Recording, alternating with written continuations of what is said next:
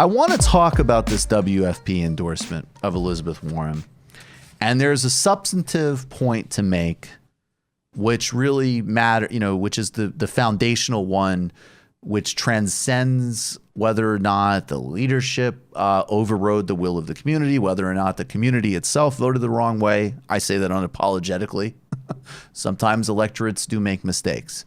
But before we get into that, Matt, what is the controversy here about how this vote actually took place, and why is the Working Families Party not releasing a full vote tally?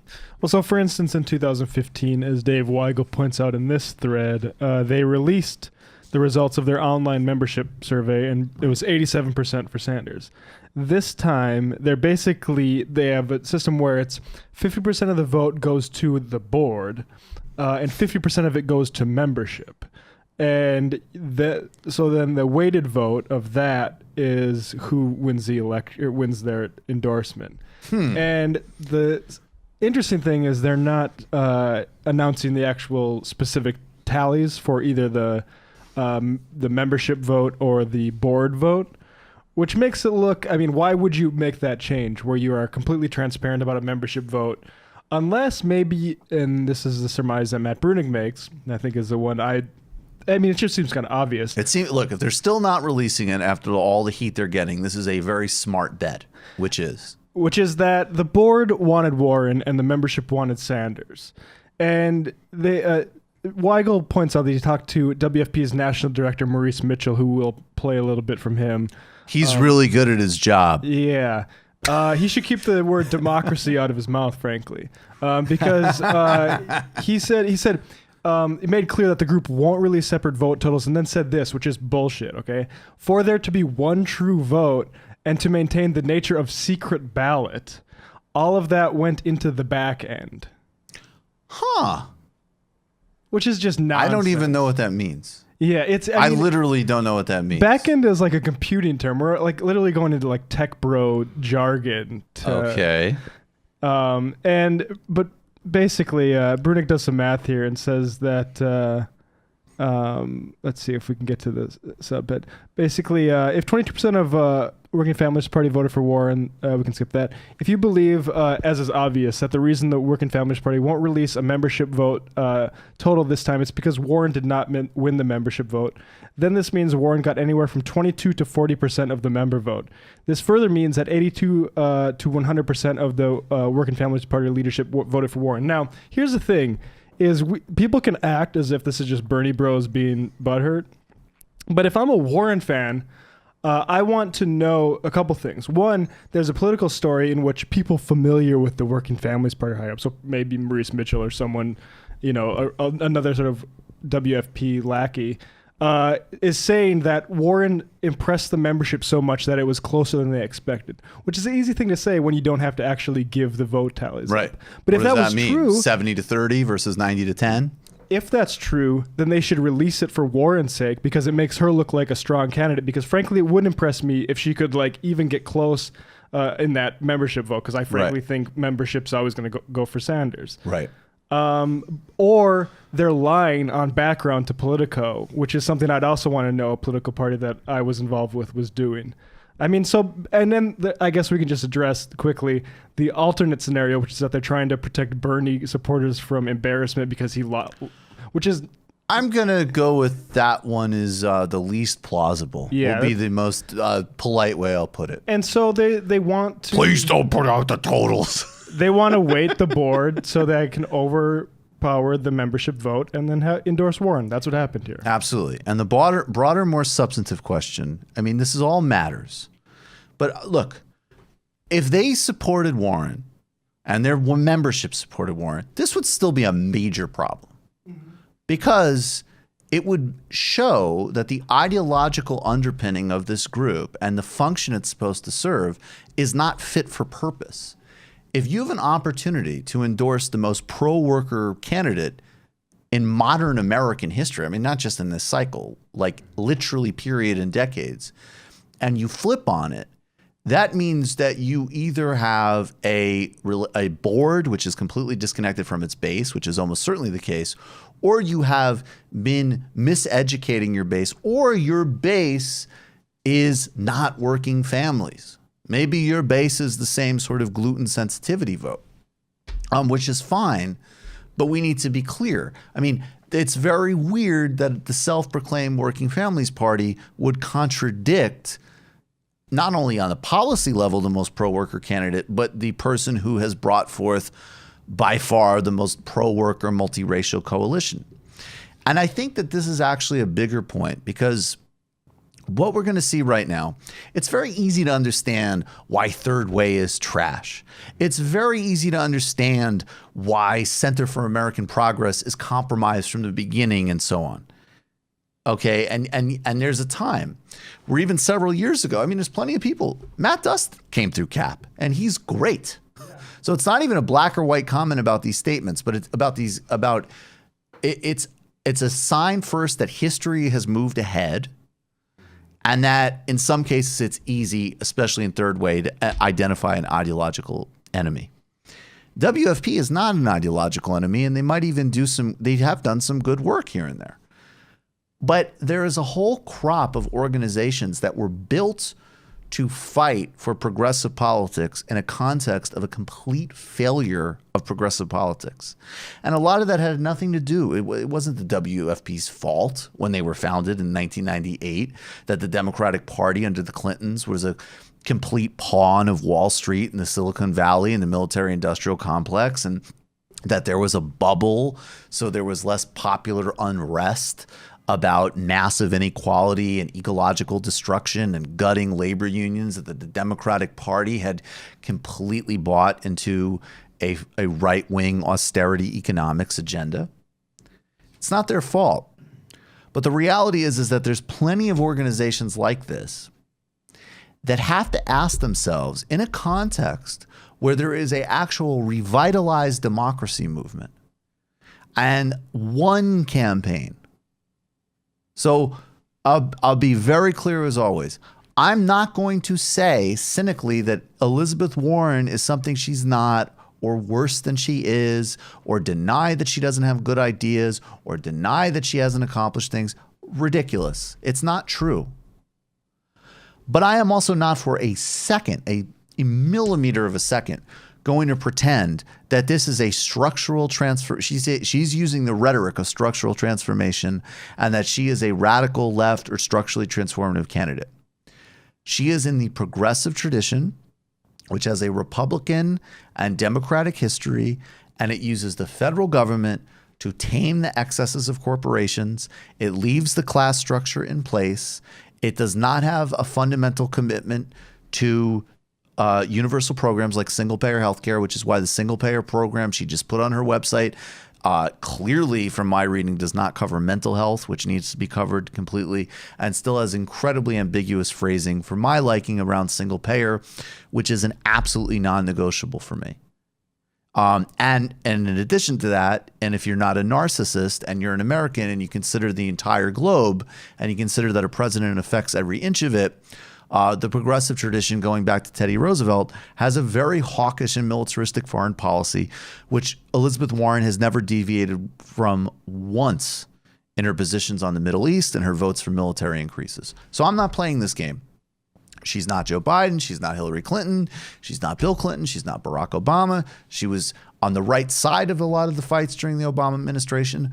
But she is not a structural transform candidate. And if your whole purpose is to forward the working class, labor union power, and single-payer healthcare, which is the WFP's proclaimed goals, and we'll get on when their political director mentioned several other things that Bernie Sanders is the only candidate with a plan for, you have a real problem. And you have to start asking yourself, is it that a group that has been designed to valiantly fight for losing battles or nibble around the edges inside a fundamental context where progressive politics loses?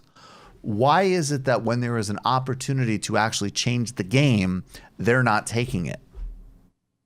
And this is, and it's going to be a much more delicate conversation, because I am not saying people in that world are still absolutely more our allies and partners overall relative to third way, let alone relative to the Republicans. So I'm not saying to reduce, they're sellouts, blah, blah, blah. That's not what I'm saying.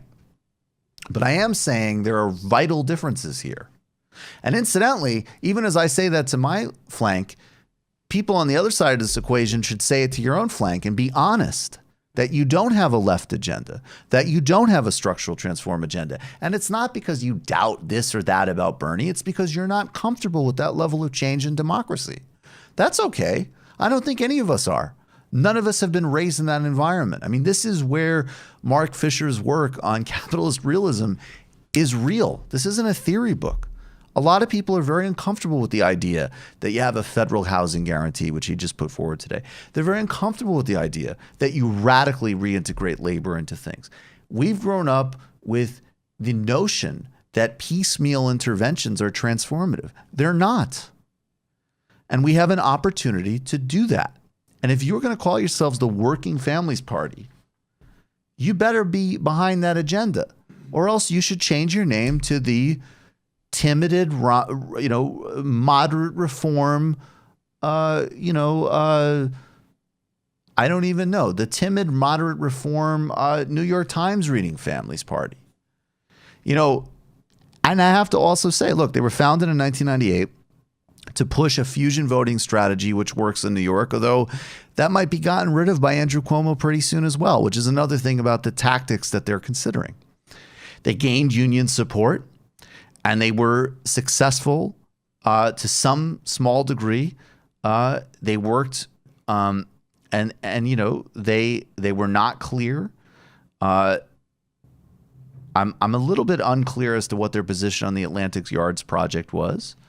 Which they didn't have one, and that was a massive. Okay, so we're going to get to that in a second. Yeah. Please elaborate that for me. I'm just going to say the other thing, because that's super important. So I'm going to throw it to you in 1 second. They're primarily known for getting played by Andrew Cuomo. If you asked a person nationally, have you ever heard of it? They'll say like, oh, that was that group that had power over Cuomo in a second in 2014. He made a couple of promises. They folded, even though he had opposed every step of their agenda. And then he just completely hosed and embarrassed them. They did bravely endorse Bernie Sanders in 2015. And then they went right back to Forum and endorsed Joe Crowley over AOC. So this is the politics of fear and lack of vision that says maybe we can nibble around the edges. Maybe we can ease it for people a little bit. And let me tell you something. That's a super non-inspiring, and even in the context of 1998, people were at the WTO protesting. There was a new politics breathing, but it's a hell of a lot more understandable. In 2019, with what Bernie Sanders putting on the table, change the name of your party, guys. And by the way, I'll pull a Sam Cedar here. I'll blame the electorate. If it turns out, and at this point it seems like there's no way it will, that the majority of their membership voted for Warren, well, there's a little phrase in Marxism called false consciousness.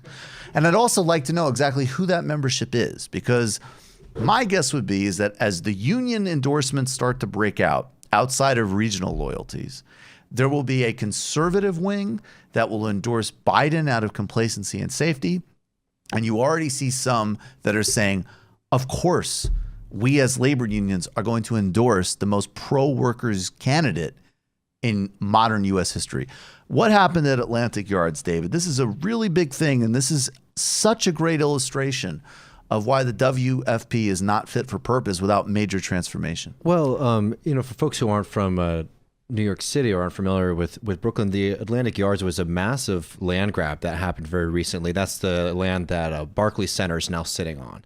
And in order to, get that land, they used eminent domain, and they kicked off lots of families out of their homes.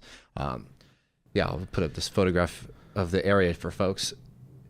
And basically, the Working Families Party, which is supposed to be an organization that is supposed to challenge this kind of democratic machine politics that supports these kinds of deals, the Working Families Party sat on the sidelines despite a lot of people trying to push for them. And, there's speculation as to why, but significantly, it's that the founders have relationships with some of the developers involved in this. Bill de Blasio supported this. This was a great indication from the beginning of what he really was about. Exactly, and you walk through there, and it's not it's a bunch of corporations. It's a Target and a Buffalo Wild Wings. It's a gentrification. Yeah, exactly. It's not something that built a strong community. It was something that got rid of a community. And now a lot it's of filled with people luxury condos from people who are transient members of New York City in the first place. They're not real members of Brooklyn at large of the community. And the activists that were fighting against it were right. And the Working Families Party very famously did not take a position on this, which is another example of the shift that you see in the late 2000s, 2010s. It was actually fascinating.